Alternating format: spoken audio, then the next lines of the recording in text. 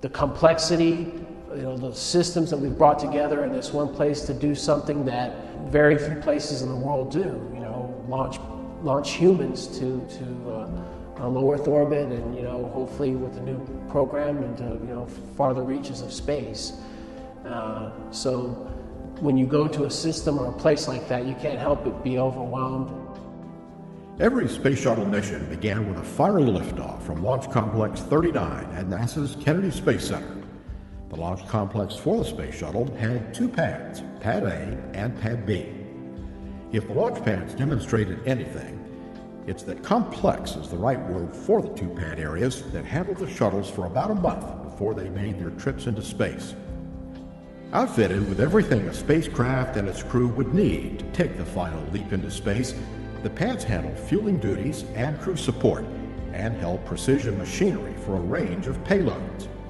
Its graded floors and gray paint, along with armored boxes for instruments, telephones, and elevators, reveal a style more Spartan than space age. You always find something that you didn't know. You've got so many systems. You've got system level experts and technicians that have been out there for so many years, dedicated, essentially, many of them, their entire careers out there. Even though, it's a lot of steel, a lot of wires and lights and tubing and that kind of stuff, it does it interfaces to a flight vehicle, so you have those complex interfaces, and there's always something to learn. It may look kind of Spartan, but it's got its hidden treasures. The launch pad and all its fittings were built to withstand the brute force of a launch, which would rattle the pad with intense fire, corrosive exhaust, and thunderous sound waves. Tested, let's put it that way. There's a tremendous amount of force that gets placed, and liftoff on the structure, on the mobile launch platform, the MLP, heat, acoustics. Each pad featured a shallow slope concrete pyramid about 40 feet high with a flame trench carved through the middle to channel exhaust away during launch. Launch pads were first built for the Saturn V rockets of the Apollo program.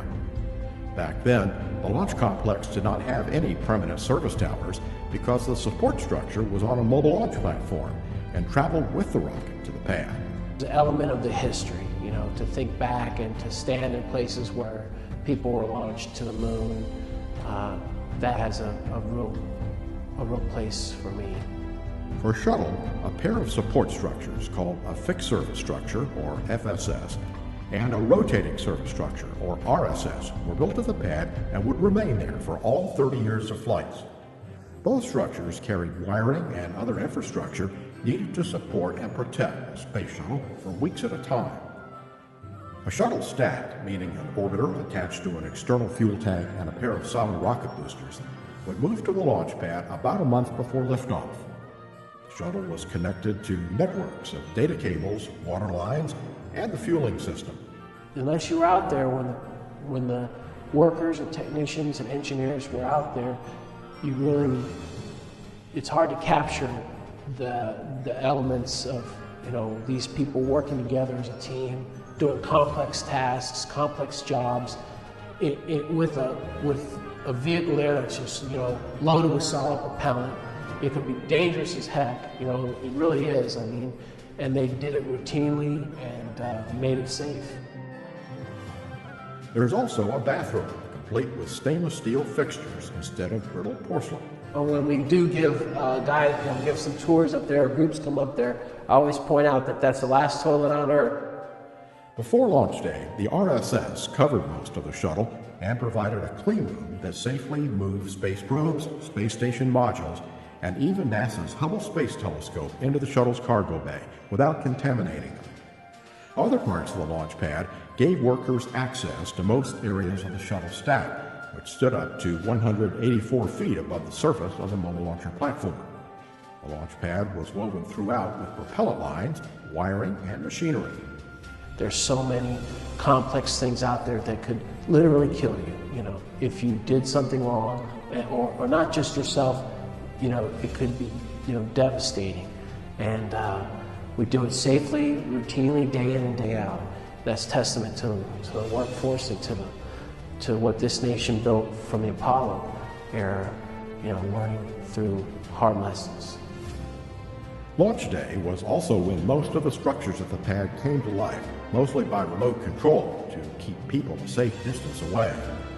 The huge white spheres on either side of the shuttle would pump supercold liquid hydrogen and liquid oxygen into the shuttle's external tank. Each propellant had to flow through long lines from the spheres about a half-mile from the shuttle.